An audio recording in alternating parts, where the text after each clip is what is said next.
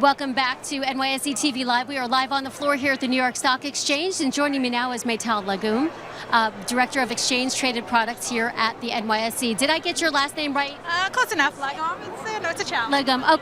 Thanks for having me. I'm excited to be here with you. Thank you. So, talk me through why today's bell ringing is so significant. Well, we're really excited to have one of our exclusively listed ETF issuers, Infrastructure Capital, come celebrate a recent launch, the InfraCap Small Cap Income ETF, ticker SCAP, as well as a really big milestone for them, which is, as a firm, they reached over $2 billion in assets under management, which is really no small feat for a small boutique asset manager. So we're here celebrating that with them and opening the market.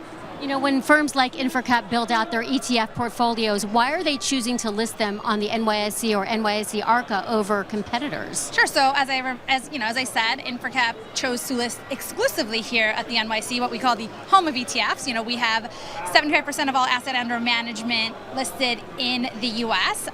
When you list with us, you tap into the deepest, most liquid ETF marketplace.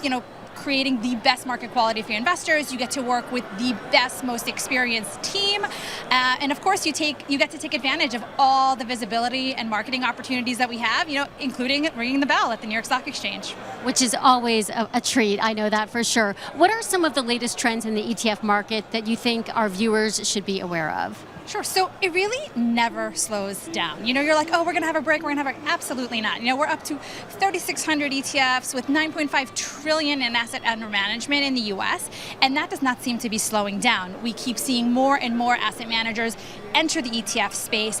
We see a lot of new proposals in the multi-share class asset, exemptive relief requests, as well as the active story. So we're seeing more and more active managers come onto the scene, I would say, to list their very niche products. A lot of opportunity there. We see 72% of all launches this year were active.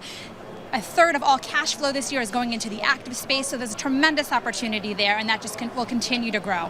Yesterday was not only a big day for Ethereum investors, but for your team as well. What role does the NYSE play when it comes to spot Ethereum ETFs becoming accessible to U.S. markets? So, we're really no strangers to new product innovations, going back to 1993 with the first, ETF listed on the Amex. So here's just another example of a brand new asset class for investors in the ETF wrapper, which has really become the vehicle of choice, especially in the U.S. So we've worked for a long time, better part of the last decade, on the Bitcoin ETF, which was earlier this year, and then coming back to the summer with this one. And then, we're happy to partner, and we're so excited to be with Bitwise and Grayscale as our partners for the. Congratulations. Let's go to open the equity markets, the opening bell.